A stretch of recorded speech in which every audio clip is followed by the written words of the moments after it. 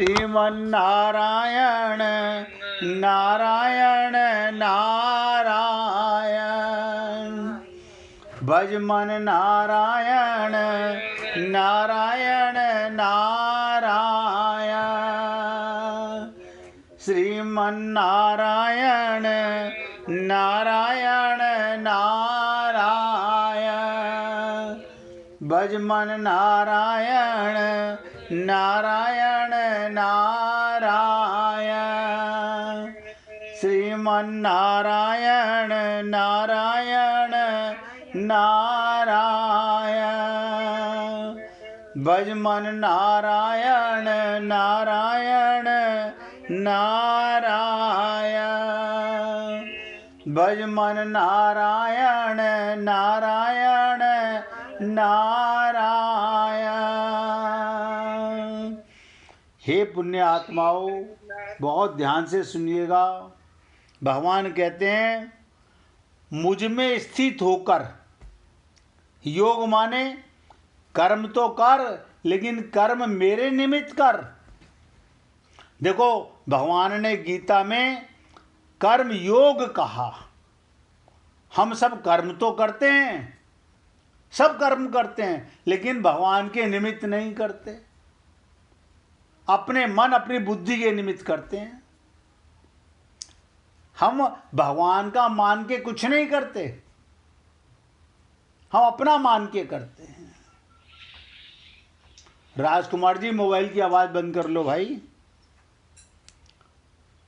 तो भगवान कहते हैं योग में स्थित होकर, यानी मुझ में स्थित होकर, अपने को आत्मा मानकर केवल ईश्वर के लिए कर्म करो। अब आप सोच के देखो, आप कहोगे हम अपने परिवार के लिए कर्म नहीं करें। बहुत ध्यान से सुनिएगा, हम परिवार के लिए कर्म नहीं करें, बिल्कुल करो, लेकिन जिसके लिए कर्म करते हो उसमें ईश्वर है कि नहीं है, भाई ये सोच लो। वो कर्म ईश्वर के निमित्त नहीं कर रहे हो तो पाप हो रहा है।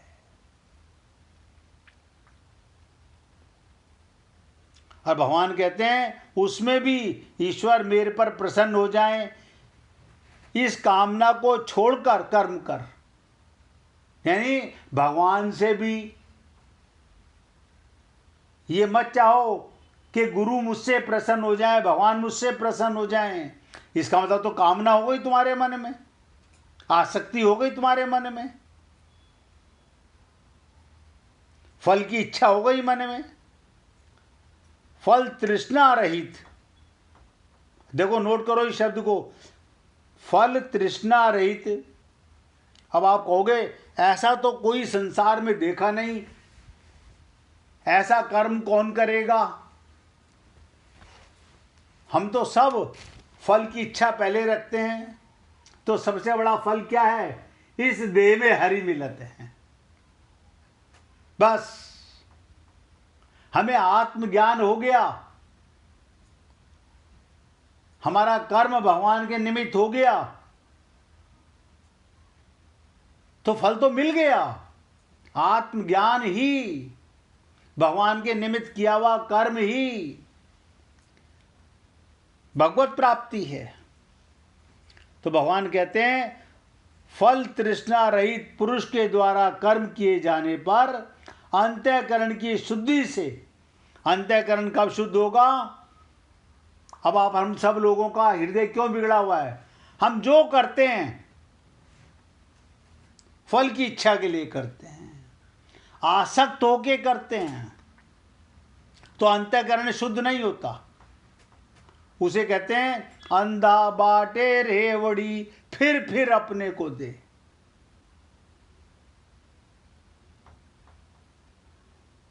तो अंतःकरण की शुद्धि उत्पन्न होने वाली ज्ञान प्राप्ति तो सिद्धि है, और उससे विपरीत ज्ञान प्राप्ति ना होना असिद्धि है।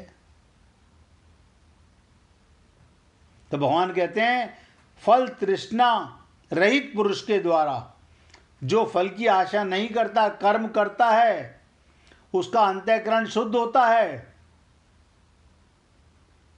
उसे ज्ञान की सिद्धि मिलती है, और इसके विपरीत ज्ञान प्राप्ति ना होना सिद्धि है। आप बताइए, हमें आत्मज्ञान ही नहीं हुआ, हमने खूब कर्म किए, खूब सत्संग सुना, तो कुछ नहीं किया, आपने सुना ही नहीं, क्योंकि सत्संग भी बिना शरणागति के समझ नहीं आता। मैंने बहुत बार आप लोगों से निवेदन किया, हम स्कूल जाते थे, अब वहां बुद्धि ना लगाएं तो कुछ पल्ले नहीं पड़ता।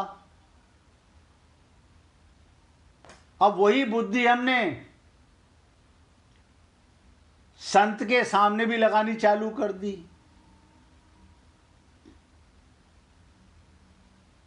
तो हमें कुछ पल्ले नहीं पड़ेगा, क्योंकि माइक बुद्धि में दिव्य बातें आएंगी ही नहीं।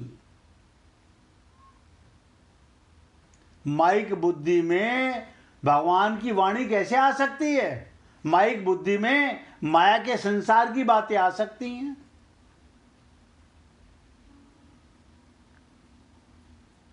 तो भगवान कहते हैं, सिद्धि और असिद्धि में सम होकर दोनों को तुल्य समझकर कर्म कर। वो कौन सा योग है जिसमें स्थित होकर कर्म करने के लिए कहा? यही तो सिद्धि और असिद्धि में सम होना है, इसी को योग कहते हैं। कोई भी कर्म, हर व्यक्ति कहता है हम मेहनत करते हैं फल पाने की इच्छा से,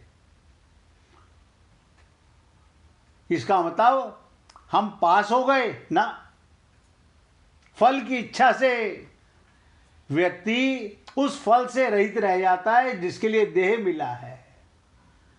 इस देह में हरि मिलता है, हरि मिले, आप सोचो अनंत जन्म हो गए, शरीर तो हमें बहुत बार मिला, हरि नहीं मिले। माया मिली,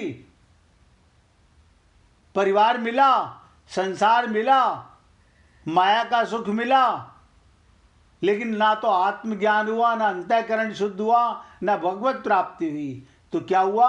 पुनरपि जननम पुनरपि मरणम, बार बार संसार में आते रहे और जाते रहे। इसको ऐसे समझिएगा, एक छोटी सी लीला के माध्यम से, क्या कि जड़ भरत, ध्यान से सुनिएगा, जड़ भरत परमहंस की अवस्था में किसी गुरु के पास जाकर के उसे आत्मज्ञान की सिद्धि हो गई, और वहां जाकर के फिर आसक्त हो गया। और कहां आसक्त हो गया? अपनी बुद्धि से एक हिरणी के बच्चे में आसक्त हो गया। और उसका क्या परिणाम निकला, ये आप लोग कई बार सुन चुके हो। अब आप सोचिएगा, ऐसी आसक्ति का क्या लाभ मिला?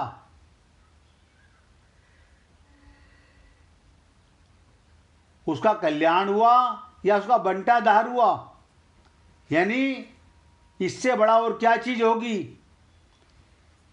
कि जड़ भरत राजा रघुगण की कथा, कि जड़ भरत जी 3 जन्मों का वर्णन श्रीमद् भागवत महापुराण में आता है। भरत जी की मां काली ने रक्षा की थी। फिर भरत जी महाराज अब यहां से भी आगे चल दिए। एक बार सिंधु सोबीर देश का स्वामी राजा रघुगण पालकी पर सवार होकर कपिल भगवान के आश्रम पर जा रहा था।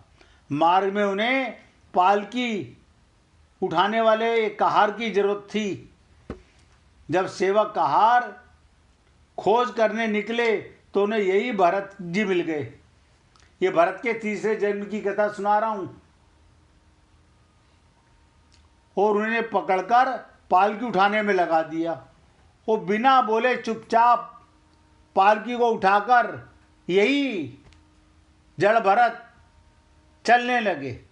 अब बताइए, राजा से कहां पहुंच गए? सेवक बन गए। और संत की अपनी मस्ती होती है।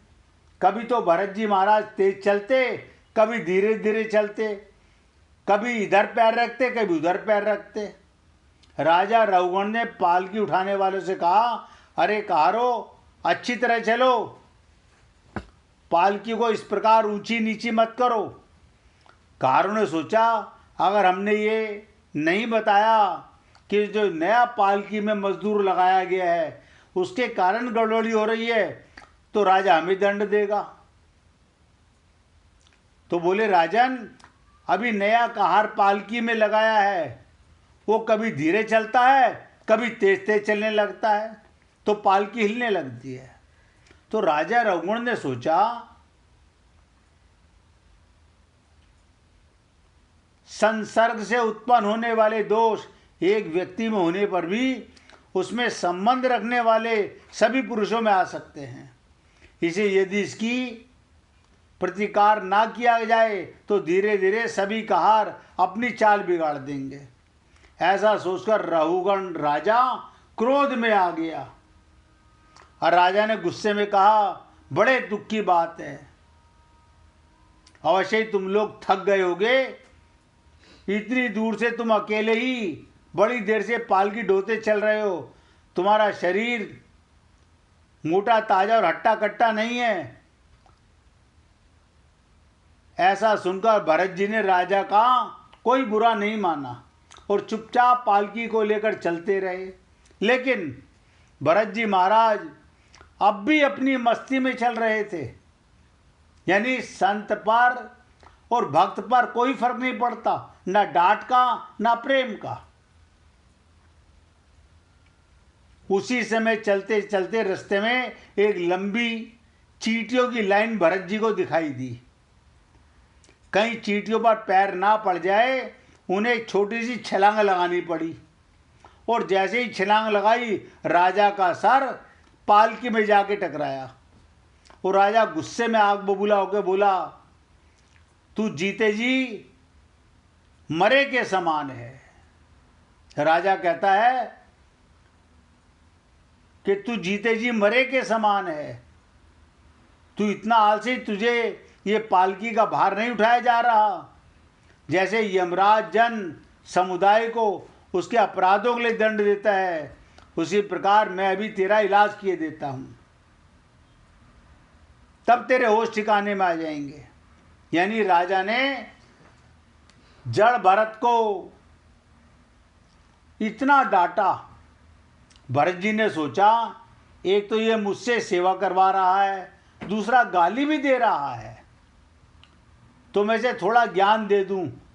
जड़ भरत ने कहा, राजन, तुमने जो कुछ कहा वो एकदम सही है, लेकिन यदि भार नाम की कोई वस्तु है तो ढोने वाले के लिए है, यदि कोई मार्ग है तो चलने वाले के लिए है, मोटापन भी उसी का है। ये सब शरीर के लिए कहा गया, आत्मा के लिए नहीं। अब इतनी बात सुनकर क्या बोले, तुम्हारा क्रोध, तुम्हारा भय, तुम्हारा अभिमान, ये सब शरीर को लगता है, आत्मा को कोई लेना देना नहीं। भूख और प्यास प्राणों को लगती है, शोक और मोह मन को होता है। तुम राजा हो, बताइए, राजा को शिक्षा दे दी एक सेवक ने।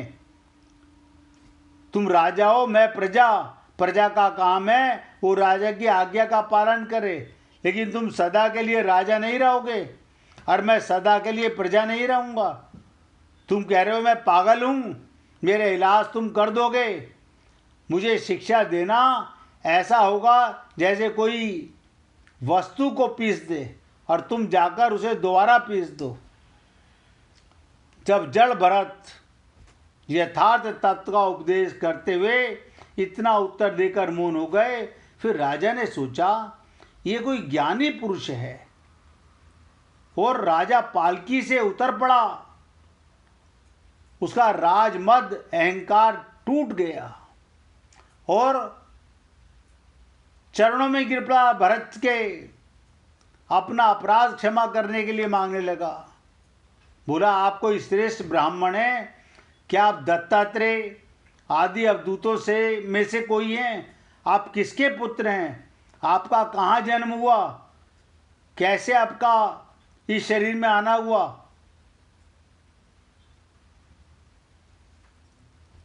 क्या आप साक्षात भगवान कपिल मुनि तो नहीं हैं?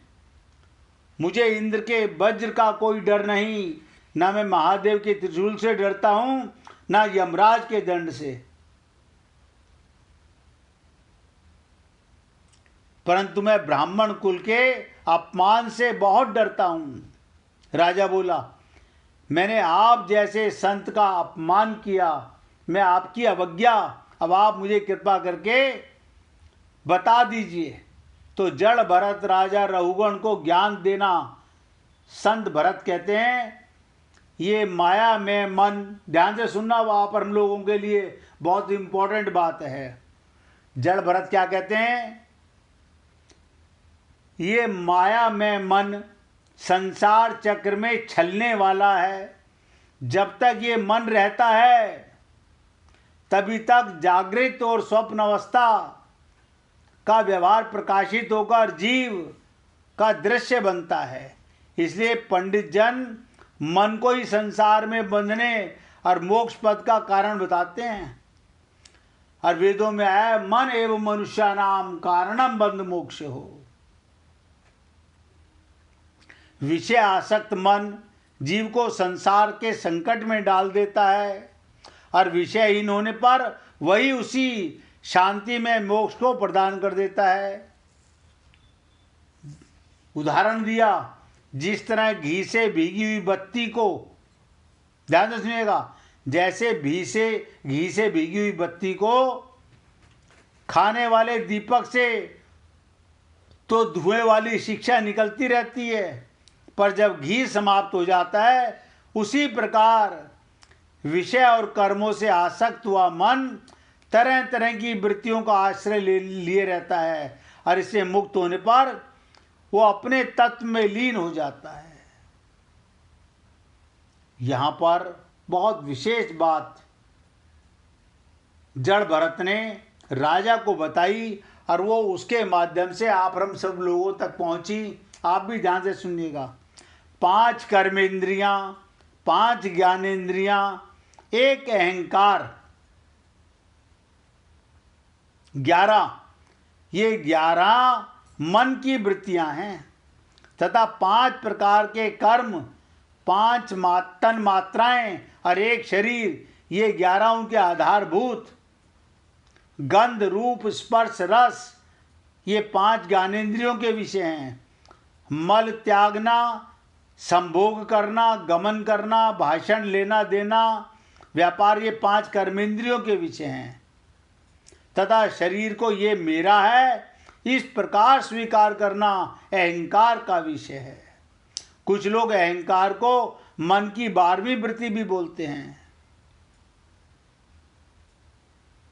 तो बताते हैं, किंतु इनकी सत्ता, इनको गवर्न करने वाला, इनको ताकत देने वाला आत्मा की सत्ता से ही जब तक मनुष्य आत्मज्ञान के द्वारा, ध्यान से सुनो, जब तक मनुष्य आत्मज्ञान के द्वारा इस माया का तिरस्कार कर, सबकी आसक्ति छोड़, काम क्रोध आदि 6 शत्रुओं को जीतकर आत्म तत्व को नहीं जान लेता, तब तक वो आत्मा के उपाधि रूप मन को संसार दुख का क्षेत्र नहीं समझता। तब तक वो इस लोक में यूं ही भटकता रहता है। क्यों?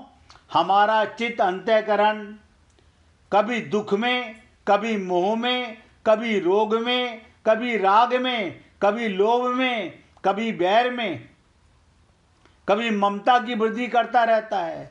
ये मन ही तुम्हारा सबसे बड़ा शत्रु है, और तुम्हारी उपेक्षा करने से इसकी शक्ति और बढ़ जाती है। इसलिए तुम सावधान होकर, क्या कहते हैं, जड़ भरत राजा रहुगण को श्री गुरु और हरि के चरणों की उपासना के अस्त्र से इसे मार डालो। जब तक ये जीव किसी गुरु और हरि के चरण में अपनी उपासना नहीं करता, जब तक भगवान के और गुरु के चरणों की उपासना नहीं करोगे तब तक ये मन हमको अनंत जन्मों से भटकाता आ रहा है, आगे भी भटकाता रहेगा। इतनी बात सुनकर राजा रघुगण ने कहा, मैं आपको नमस्कार करता हूं महाराज। किस प्रकार बुखार से पीड़ित रोगी के लिए, ज्वर से पीड़ित रोगी के लिए मीठी औषधि और धूप से तपे हुए पुरुष के लिए शीतल जल अमृत तुल्य होता है, उसी प्रकार मेरे लिए, जिसकी विवेक बुद्धि को देह का अभिमान रूपी विषैली सर्प ने डस लिया है, आपके वचन अमृत में औषधि के समान है। तो पूछा, आपने कहा कि भार नाम की अगर कोई चीज है उसका संबंध केवल शरीर तक होता है, उसका आत्मा से कोई संबंध नहीं होता। आत्मा की कोई माँ नहीं, आत्मा का कोई पिता नहीं, आत्मा का कोई पति नहीं, आत्मा की कोई पत्नी नहीं। आत्मा का तो परम पति परमात्मा होता है। फिर राजा कहता है, तुमने कहा कि सुख दुख का अनुभव आत्मा नहीं करती है, लेकिन मैंने युद्ध में खुद को थकते हुए देखा। मैं आपको एक उदाहरण देता हूं। तो आप सोचिए, राजा की बात सुनकर जड़ भरत हंसने लगे और क्या बोले, इसकी चर्चा करेंगे 1 मिनट कीर्तन करने के बाद में। श्री राधे गोविंदा मन भजले हरि का प्यारा नाम है।